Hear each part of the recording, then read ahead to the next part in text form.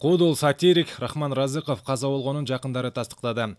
Кыргыз эл артисти Гүлшайыр Садыбакасованын айтымында Разыков коронавирус илдетине чалдыгып, Жубай менен Ош шаарындагы ооруканалардын биринде дарыланып жаткан. Рахман Разыков Ош облусунун Кара Суу районуна караштуу Сабай айылында туулган. Бешилик Бештапан куудулдар тобун түзүп, чоң сахнага алып чыккан. Анын ар бир айдын 6-сы Арлаштын азил күлкү тамашасы долбоору көпчүлүктүн колдоосуна татыган. Ошондой эле ал куудулдардын сатираларын жазып, тасмада роль жараткан. Белгилүү куудул 66 жашта болчу. Десем мен онда жатпайм. Онда мен тартылбайм дедим, түшпөйм дедим киного. Десем кинону тартып аткан режиссер Рысбек Жабиров айтат: "Рахман ака, онда эмне кылабыз? Кинонун жарымы тартылып калды." Бар ана жамбылдап келип жаткызып тарта бер дедим, мен түшпөйм о киного.